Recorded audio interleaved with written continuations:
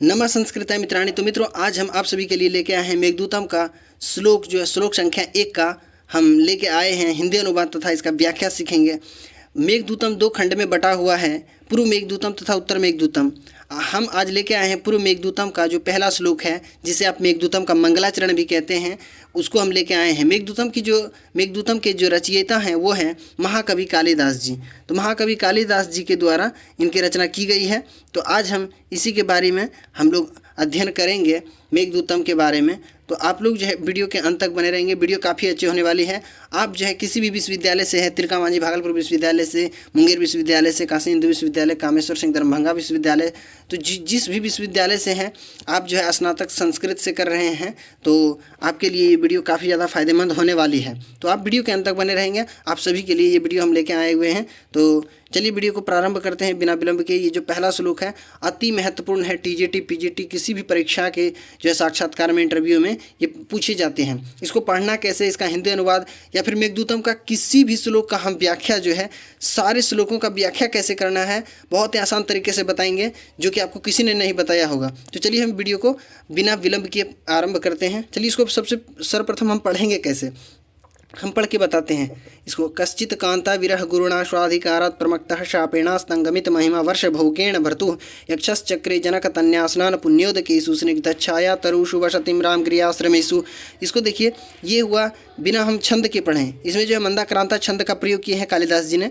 तो मंदाक्रांता छंद में इसको हम कैसे पढ़ेंगे, तो मंदाक्रांता छंद में इसको जो पढ़ना है तो इसको लय में पढ़ना होगा। जैसे कि देखिए, हम पढ़ के आप लोगों को बताते हैं कैसे पढ़ना है, गायन के साथ, छंद के साथ कैसे। बिना छंद का आप अगर श्लोक को पढ़ रहे हैं तो वो पढ़ना नहीं, श्लोक पढ़ना नहीं कहा जाएगा।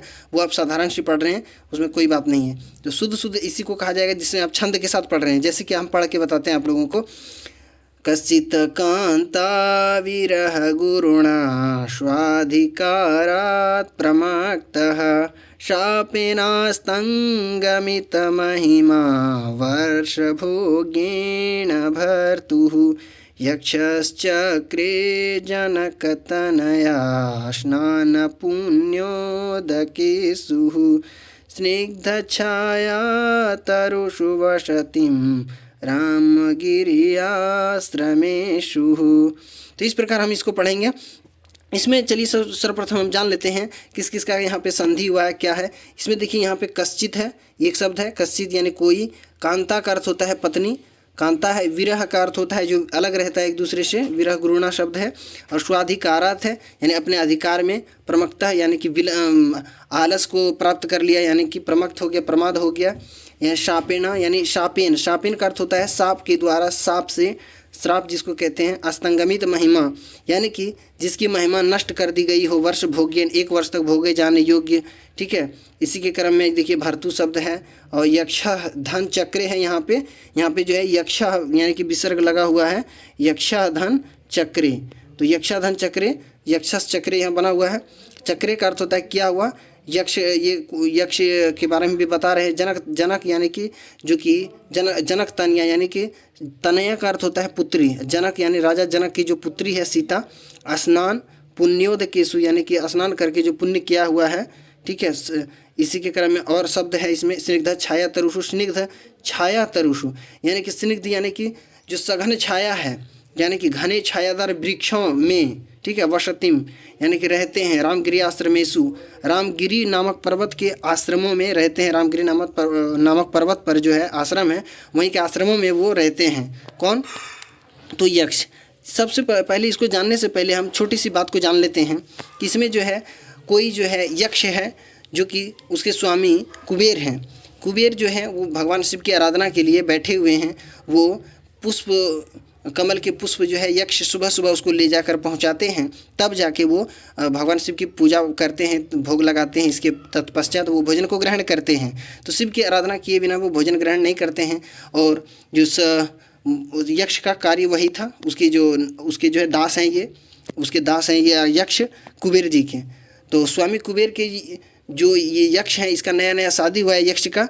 तो ये अपने जो है कार्य को भूल गए, नए नए शादी किए हैं। तो नए नए शादी के बाद ये अपने पत्नी के प्रेम में उलझ गए हैं और शादी हो चुका है इसका। अब जो है ये अपने पत्नी के साथ समय बिता रहे हैं। तो ये अपना दिनचर्या को भूल गए और ये कमल के पुष्प लाने भी सरोवर नहीं गए। तो वो सरोवर में जो है इंद्र के ऐरावत हाथी आकर के उस पुष्प को क्या किया, सारे को तालाब को तहस नहस कर दिया, सारे सरोवर के जितने भी पुष्प थे तहस नहस कर दिया। तो इसी में क्रोध में आकर के उन्होंने जो है इसको श्राप दे दिया कि अपने कार्य में जो है उन्होंने विलंब कर गया। तो इसी यही चीज़ों को देख करके क्रोध आ गया यानी स्वामी कुबेर को। तो स्वामी कुबेर ने यक्ष को शाप दे दिया। तो यहीं से बात शुरू होती है, प्रारंभ होती है। तो चलिए हम आगे जानते हैं इसका सर्वप्रथम शब्दार्थ को जानते हुए हम लोग आगे बढ़ते हैं। स्वाधिकारात, स्वाधिकारात का अर्थ होता है अपने अधिकार कार्य में, अपने अधिकार में अथवा कार्य में, ठीक है। प्रमत्तः का अर्थ होता है प्रमाद युक्त और सावधान या आलस।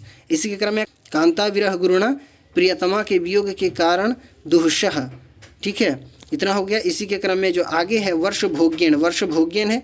तो वर्ष भोग्यन का क्या हो जाएगा, 1 वर्ष तक भोगे जाने योग्य। ये इसका जो शाब्दिक अर्थ हुआ 1 वर्ष तक भोगे जाने योग्य। भर्तु का अर्थ होता है स्वामी के अथवा कुबेर की। शापेण का अर्थ हो गया शाप से। चक्रे का अर्थ हो गया किया। इसी के क्रम में आगे है जनक तन्या स्नान पुण्यो। इसका जो अर्थ हो गया जनक की पुत्री सीता के स्नानों से पवित्र जल वाले, जनक की पुत्री सीता के स्नानों से पवित्र जल वाले। स्निग्ध छाया तरुषु है। स्निग्ध छाया तरुषु का अर्थ हो जाएगा घने छायादार वृक्षों से युक्त। वसतिम का अर्थ हो जाएगा निवास। रामगिरी आश्रमेशु का हो जाएगा रामगिरी के आश्रमों में का। इसमें है अस्तंगमित महिमा, जिसकी महिमा नष्ट कर दी गई है। और आगे अब यहाँ पे इसका अनुवाद को हम लोग जान लेते हैं। अनुवाद इस प्रकार है, अपने अधिकार यानी कार्य में, अपने अधिकार कार्य में प्रमाद युक्त प्रियतमा के वियोग के कारण दूसरा 1 वर्ष तक भोगे जाने योग्य स्वामी कुबेर के शाप से जिसका महत्व नष्ट कर दिया गया है, महत्व नष्ट कर दिया गया, ऐसा कोई यक्ष जनक की पुत्री सीता जिसे कहा जाता है, जनक की पुत्री के स्नानों से पवित्र जल वाले तथा घने छायादार वृक्षों से युक्त रामगिरी यानी संज्ञक पर्वत जिसे कहा जाता है, संज्ञक पर्वत जिसे कहा जाता है, रामगिरी यानी संज्ञक पर्वत के आश्रमों में रहने लगा। तो इसको आप ध्यान में रखेंगे, ये वहाँ पे रहने लगा। आगे भी इसका जो है संस्कृत व्याख्या है। तो संस्कृत व्याख्या ये जो पूर्व मेघदूतम लिखा गया है महाकवि कालिदास के द्वारा लिखा गया है। तो हम किसी का भी संस्कृत व्याख्या लिखते हैं, ये अति महत्वपूर्ण है। किसी का भी हम संस्कृत व्याख्या लिखते हैं तो संस्कृत व्याख्या जानने से पहले हम जो है कैसे लिखा जाएगा, तो सर्वप्रथम उस ग्रंथ के बारे में कुछ बातें लिखी जाती है जो भी जिसके बारे में पूछा जा रहा है, और उसको लिखे कौन है, लेखक या कवि के बारे में लिखा जाता है। इसके बाद उसकी व्याख्या लिखी जाती है उस श्लोक के बारे में। तो श्लोक या गद्यांश जो भी है, तो यहाँ श्लोक का हम जो व्याख्या जान रहे हैं।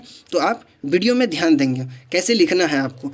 किसी भी मेघदूतम का कहीं से भी कोई भी व्याख्या आ जाए तो आपको हमेशा जो है अपने ध्यान से लिखना है। कैसे लिखना है, तो आप अपने तरीके से लिखना है, वहाँ घबराना नहीं है आपको एग्ज़ाम हॉल में। तो आप ध्यान देंगे। अगर आप इंटरव्यू में भी गए हैं तो आपको धैर्य से कोई भी चीज़ को वहाँ पे बताना है। वो संस्कृत कोई भारी चीज़ नहीं है, बोझ के समान नहीं है। संस्कृत बहुत ही सरल है, आप लोग बस थोड़ा सा ध्यान देंगे। चलिए इसको हम ध्यान से समझ लेते हैं बातों को। इसमें क्या है देखिए, इसको कैसे लिखेंगे। प्रस्तुत श्लोक, जो श्लोक दिया गया प्रस्तुत श्लोक लिखेंगे, अथवा प्रस्तुत श्लोक मेघदूतस्य पूर्व मेघ अस्ति, यानी प्रस्तुत श्लोक जो है मेघदूत के पूर्व मेघ से लिया गया है, पूर्व मेघदूत से लिया गया है। उद्धृतम अस्ति भी लिख सकते थे, प्रस्तुत श्लोक मेघदूतस्य पूर्व मेघ उद्धृतम अस्ति भी लिख सकते थे, अथवा अस्ति पूर्व मेघ अस्ति भी लिखेंगे, ये सरल है। तो यहाँ लिखेंगे ये श्लोक जो है मेघदूतम के पूर्व मेघदूत से लिया गया है या पूर्व मेघ का है। इसी के क्रम में आगे लिखेंगे मेघदूतस्य रचयिता महाकवि कालिदास अस्ति, यानी मेघदूत के जो रचयिता हैं वे महाकवि कालिदास जी हैं। और आगे है इसी में मेघदूतः एक खंड काव्य अस्ति, मेघदूत एक खंड काव्य है। ये भी बात को आपको लिखना है, यानी कि इसी के बारे में लिखना है। किसके बारे में, यानी जो चीज़ को आप पढ़ रहे हैं, जिसके बारे में आप बता रहे हैं उसको लिखना है। जैसे कि मेघदूत के बारे में, तो मेघदूत क्या है, मेघदूतः एक खंड काव्य अस्ति अस्मिन् खंड काव्य यक्षस्य विरहावस्था वर्णनम अस्ति।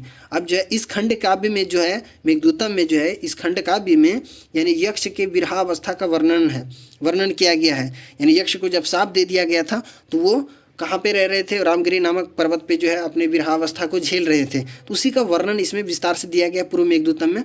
तो इसमें लिखेंगे अस्मिन् खंड काव्य यक्षस्य विरहावस्था वर्णनम अस्ति, यहाँ तक लिखेंगे। इसके बाद अब लिखेंगे वो थोड़ा सा श्लोक के बारे में, एक लाइन एक पंक्ति आप लिखेंगे। अस्मिन् श्लोके यक्षस्य निवास स्थानस्य एवं शापस्य वर्णनम अस्ति महाकवि कालिदास कथयति यत्।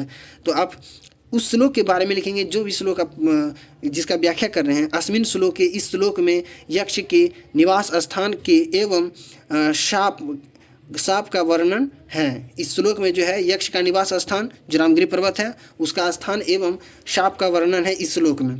तो महाकवि कालिदास कथयति यत्, महाकवि कालिदास कहते हैं कि, तो इस प्रकार जो है आप सारे श्लोक में इतने सारे बातों को आप जरूर लिखेंगे।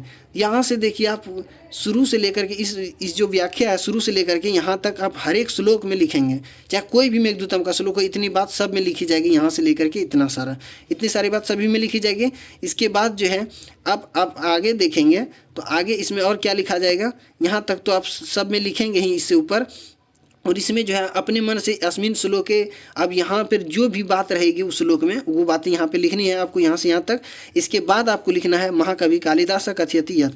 इतनी सारी बात आपको हर एक श्लोक में लिखना है, हर एक श्लोक की व्याख्या में लिखना है। इतना सारा लिख देने के बाद आपको यहाँ से जो है पैराग्राफ को चेंज कर देनी है। पैराग्राफ चेंज करेंगे और इसके बाद आपको लिखना है किस प्रकार, वो हम बताते हैं। इसके बाद आपको लिखना है स्वाधिकारात् स्वकर्तव्यात् प्रमुखतः अनावधान। देखिए इसको इस प्रकार लिखेंगे, यानी कि वो जो श्लोक में जो जो भी बातें हुई है वही सारी बातों को यहाँ पे लिखना है। तो श्लोक में जो जो भी बात हुई है आप अपने अनुसार भी लिख सकते हैं, जो सरल से सरल रहे, ठीक है, जो सरल से सरल रहे आप अपने भाषा में उसको जो है हिंदी में लिख करके उसको जो है संस्कृत में अनुवाद कर देंगे, सरल से सरल वाक्य में उतना सारा लिख देंगे। और आपको घबराना नहीं है कि इतना सारा कैसे याद करेंगे, याद नहीं करना है, आपको हम बता रहे हैं। पहले आप इसको देख लीजिए। इसमें जो लिखना है पहला श्लोक में ऊपर तक तो हम बता दिए कैसे लिखना है। इसके बाद जो है उस श्लोक से जितने संबंधित बातें हैं उसको इसमें देना है, श्लोक में जो जो भी बातें कही जा रही है। तो इसमें आपको लिखना है स्वाधिकारात् स्वकर्तव्यात् प्रमुखतः अनवधान अनुष्ठित स्वकर्तव्यः इत्यर्थः अतएव कांताविरह गुरुणा प्रियावियोग दुस्तरेण वर्षभोग्येण संवत्सरम, यहाँ पे यावत होगा। तो यहाँ पे आप ध्यान देंगे, यहाँ पे जो लिखा जाएगा, यहाँ पे जो बातें लिखी जाएगी संवत्सरम यावद, दो में हलंत है, यावद लिखेंगे। यावद अनुभव योग्येन भर्तुः स्वामिनः कुबेरस्य इत्यर्थः शापेन दंडवचसः, कुबेरस्य इत्यर्थः शापेन दंडवचसः, इतना लिखेंगे। इसके बाद आपको जो लिखनी है वो लिखनी है अस्तंगमित महिमा नष्ट महत्वः कश्चित् अनअभिहित नाम यक्षः देवयोनि विशेषः जनकतन्या स्नान पुण्योदकेषु सघन छाया प्रधान तरुषु, सघन छाया यानी कि स्निग्धा छाया का ही ये पर्यायवाची शब्द का भी प्रयोग किया गया है। सघन छाया प्रधान तरुषु रामगिरियाश्रमेषु, रामगिरी जिसको संज्ञक पर्वत कहा जाता है, रामगिरी यानी संज्ञकस्य पर्वतस्य आश्रमेषु वसतिं निवासं चक्रे कृतवान्। काव्येऽस्मिन् सर्वत्रैव मंदाक्रांता छंदः तल्लक्षणम, यानी कि अब यहाँ से उसका जो है लक्षण मंदाक्रांता छंद, यानी कि काव्य अस्मिन, इस काव्य में सभी जगह मंदाक्रांता छंद है। इतना सारा लिख करके तब आपको यहाँ से लिखना है तल्लक्षणम, सभी श्लोक में यहाँ से लेकर के यहाँ से। अब देखिए ऊपर तो इसमें जो सारी इससे जो भी ऊपर हमने देखा वो सारे के सारे देखे इसमें सेकंड पैराग्राफ में वो इस श्लोक से संबंधित था। अब जो यहाँ से लिखना है, यहाँ से लेके इधर सारी जितनी भी बातें हैं वो सारे के सारे इधर जितनी भी बातें हम जानेंगे वो इस काव्य से रिलेटेड कुछ बातें इसमें देंगे, काव्य से संबंधित बातें देंगे। तो इसमें क्या लिखना है हमको, इसमें जो हम लोगों को लिखनी है बातें वो लिखना है काव्य अस्मिन् सर्वत्रैव मंदाक्रांता छंदः तल्लक्षणम, यानी तत्लक्षणम उसका जो लक्षण है मंदाक्रांता छंद का। मंदाक्रांता जलधि षड्गैरंभो न तो ताद गुरुचेत इति, ये उसका श्लोक है मंदाक्रांता छंद का। मंदाक्रांता छंद का ये लक्षण है। तो अब आइए आगे जानते हैं कुछ बातें। आगे है श्लोके अस्मिन् प्रसाद गुणम वैदर्भिरिति मंदाक्रांता छंद विद्यन्ते। ये सारे श्लोकों की व्याख्या में ये बातें आपको लिखनी है 100% आप इसको याद कर लेंगे, इसको लिखनी है। इसके बाद ये जो आपने बातें अभी देखी, ये जो बातें आपने देखी, ये वाला तल्लक्षणम उसका जो लक्षण है ये संस्कृत में लिखा हुआ है। इसको आप हिंदी में हम समझा देते हैं क्या है, क्या लिखा हुआ है। हिंदी में लिखा हुआ है, यहाँ पे देख सकते हैं। इस प्रकार प्रत्येक चरण में मगन भगन नगन तगन और 2 गुरु हैं। ये इसका लक्षण है। हिंदी में मैंने बता दिया, ये आपको लिखना नहीं है, फिर भी मैंने जानकारी दे दी। मंदाक्रांता छंद का ये लक्षण है। जैसे कि आप देख सकते हैं, इसमें भी हम यहाँ भी हम आपको बता सकते हैं, जैसे कि मगन, आधा म यहाँ पे मगन, भगन, नगन, तगन, तगन और 2 गुरु। ठीक है, इस प्रकार ये इसका लक्षण है। मंदाक्रांता छंद का ये लक्षण हो गया। तो इस प्रकार आप यहाँ पे लिखेंगे। तो देखिए आप थोड़ा सा एक बार और हम इसकी बातें बता देता हूँ। तो ये जो श्लोक है, सर्वप्रथम इस प्रकार यहाँ से लेकर के सारी जितनी भी बातें हैं, यहाँ से लेकर के यहाँ तक आपको लिख देनी है। यहाँ तक, इससे ऊपर की सारी बातें हर एक श्लोक में आपको लिखना है। ठीक है, हर एक श्लोक में लिखना है। इसको आप याद कर लेंगे, वीडियो रोक कर लिख लें अथवा स्क्रीनशॉट भी ले सकते हैं। इसके बाद जो लिखना है, अस्मिन श्लोक, ये लिख करके ये जो भी श्लोक में जो बातें कही गई हैं उसके बारे में आप लिख देंगे यहाँ पे एक लाइन में, यानी एक पंक्ति में आप लिख देंगे वो बातें। इसके बाद ये हर एक श्लोक में ये चीज़ें लिखी जाएगी। महाकवि कालिदासः कथयति यत्, इतनी सारी बातें हर एक श्लोक में लिखी जाएगी। ठीक है, तो इतनी बातें आप ध्यान में रखेंगे। और इसके बाद आपको पैराग्राफ जो है चेंज करनी है। इसके बाद जो है आपको पैराग्राफ चेंज करनी है। इस प्रकार पैराग्राफ चेंज करते हुए यहाँ से इधर जो है जितनी भी बातें आपको जो भी आए समझ में, उतनी से अपने से बना करके लिखना है। जितना पहले हो सके याद कर लेंगे इसमें से। अगर याद नहीं हो तो कोई बात नहीं, आप जो है अपने अनुसार जो है लिखेंगे वहाँ। इसके बाद जो श्लोक से संबंधित ही अपनी बातें लिखेंगे। 2 ही लाइन लिख सकते हैं, कोई बात नहीं, 2 ही लाइन लिखेंगे, 2 ही पंक्ति लिखेंगे, कोई बात नहीं है। फिर भी आपको नंबर मिल जाएगा अच्छा खासा। आप अपने अनुसार लिखेंगे, अच्छा खासा नंबर मिल जाएगा। अगर ये श्लोक आता है तो आप इसको याद कर लेंगे और जितना तक याद रहे ठीक है, वहाँ तक लिख देंगे। इसके बाद जो है आप अपने से भी बना करके लिखेंगे, अगर श्लोक का हिंदी अनुवाद आप जान रहे हैं। इसके बाद आपको क्या करना है, इसके बाद जो है आपको उतनी सारे बातें लिख करके, तो यहाँ से इसके बाद जो है ये वाला बात हर एक में देना है। हर एक मेघदूतम का किसी भी श्लोक का आप जो है व्याख्या लिख रहे हैं तो उसमें हर एक में ये बातें देनी है। काव्य अस्मिन् सर्वत्र मंदाक्रांता छंद, इस काव्य में सभी जगह जो है मंदाक्रांता छंद दिया गया है। और उसका लक्षण ये लिख देना, तल्लक्षणम मंदाक्रांता जलधि गैरंभो न तो ताद गुरु चेत इति। ये इतनी सारी बातें सारे के सारे जो है श्लोक व्याख्या में लिखना है। जितने बीच में आप लिख देंगे। इसके बाद ये तो आप याद कर ही लेंगे 100%, इसको लिखना ही लिखना है। यानी कि ये बातें जो मैंने कहा यहाँ से लेकर के यहाँ तक, ये जो है इतनी सारी जितनी भी बातें हैं यहाँ से लेकर के यहाँ तक, इतनी सारी की सारी बातें आपको सारे के सारे श्लोक में लिखना है। यहाँ से यहाँ तक जितनी भी बातें हैं ये सारे के सारे श्लोक को आपको लिख लेना है। ये वाली बात जो है आपको लिखनी है और ऊपर वाली ये बात लिखनी है सारे के सारे श्लोक में। और बीच में जो है आप अपने अनुसार बना के लिखेंगे वो श्लोक में जो दिया गया है। हिंदी अनुवाद तो मैंने आपको यहाँ बता ही दिया, बस वही हिंदी अनुवाद को ही संस्कृत में आप जितने बातें कह सकते हैं वो उस प्रकार कहें अपने अनुसार से। आप हिंदी अनुवाद लिख लेंगे हिंदी में और उसका संस्कृत अनुवाद कर दें। हिंदी में लिख करके उसका संस्कृत में अनुवाद कर दें। सरल से सरल लिखना हिंदी, इसके बाद उसका संस्कृत अनुवाद कर देना है। तो इस प्रकार मैंने यहाँ तक बताई मेघदूतम का। और आगे आपको किस टॉपिक की वीडियो चाहिए वो बताएंगे। आप तिलका मांझी भागलपुर विश्वविद्यालय के छात्र हैं तो ये श्लोक आप जरूर देख के जाएंगे एग्जाम में। ठीक है, ये आता ही है स्नातक प्रथम वर्ष के जितने भी छात्र हैं पेपर 2 के लिए। आप या मुंगेर यूनिवर्सिटी से भी हैं तो कोई बात नहीं, आपके लिए भी महत्वपूर्ण है। दोनों का सिलेबस सेम ही है, दोनों का पाठ्यक्रम सेम ही है, तो आप इसको ध्यान जरूर देंगे। आप इसको लिख लें। ये मेघदूतम पूर्व मेघदूतम का ही है ये श्लोक है और पहला है जिसको मंगलाचरण कहते हैं। ये कालिदास द्वारा लिखा गया है। इससे जितने भी प्रश्न आए तो आपको जो है अनिवार्य रूप से कर देना है। और अगले वीडियो में हम मिलते हैं। अगर ये वीडियो आपको कैसी लगी ज़रूर आप कमेंट बॉक्स के माध्यम से बताएंगे। और इस चैनल को जो है सब्सक्राइब आप अवश्य कर लेंगे। इस चैनल को सब्सक्राइब अवश्य करें। और इस वीडियो में इतना ही, मिलते हैं अगले वीडियो में। तब तक के लिए नमः संस्कृत है। धन्यवाद आपका।